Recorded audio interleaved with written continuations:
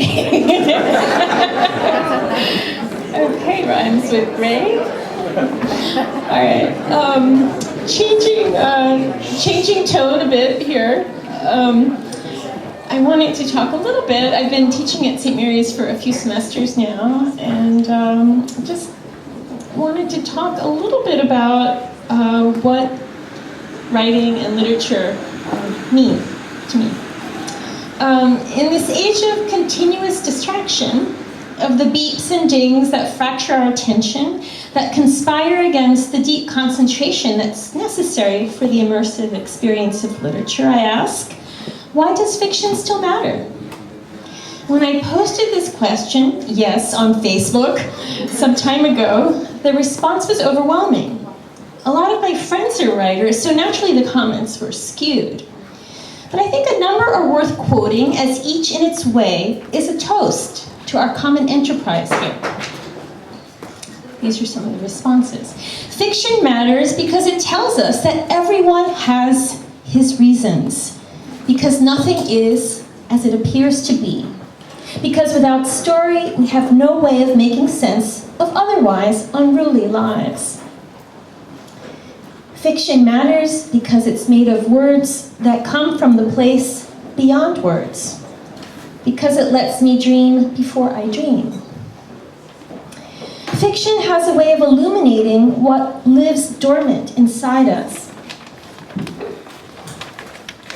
Well, when we identify with the character's yearnings, we become profoundly aware of what we'd always known in our hearts, but never grasped, or let alone expressed. Perhaps this sentiment should be the truest essence of the words make-believe. Fiction matters because all the stories that I carry and that I want to tell will want to walk hand in hand with every compelling story that I read. I think the prophetic James Baldwin said it best. It was books that taught me that the things that tormented me most were the very things that connected me with all the people who were alive or who had ever been alive.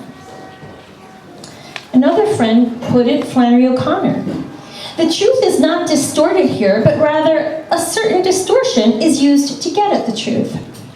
He added, fiction may not be the fruit, but it's the juices, the concentrated essence of the matter, the gist, the heart. Artists don't see more, they see less. Yet another friend wrote, if a writer is good enough, no matter the genre, truth and wisdom seep through what is essentially a series of well-constructed lies. Of course, fiction doesn't have to be anything at all. There are no requirements. But when a book is simultaneously thoughtful and entertaining, when it hits the sweet spot between erstwhile and earnest, then a reader's psyche can be altered for the long haul.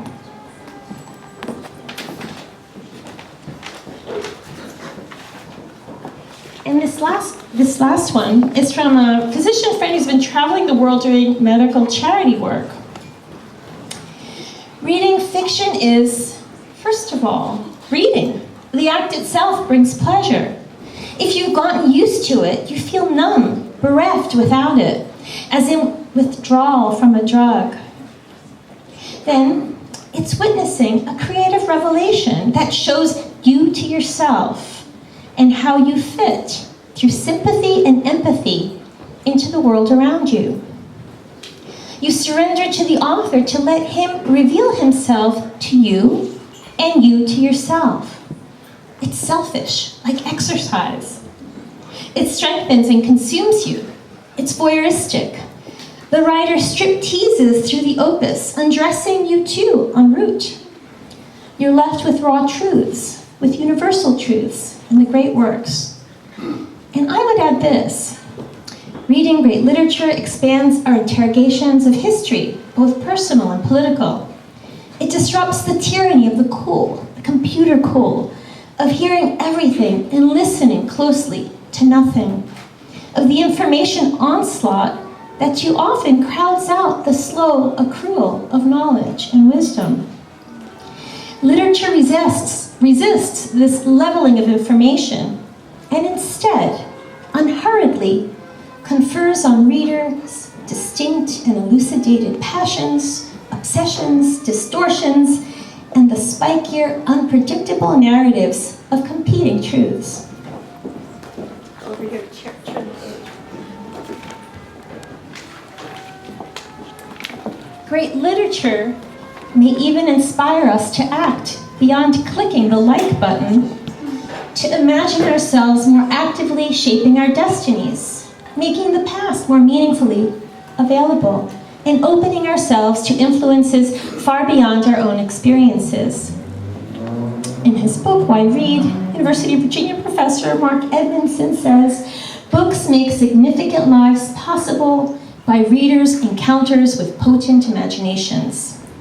The test of great books, he suggests, lies in their power to transform lives. Can you live it, he asks? Can you put it into action? Can you speak or adapt the language of this work? Use it to talk to yourself and others so as to live better. Can it influence your existing beliefs in consequential ways? Can it make a difference?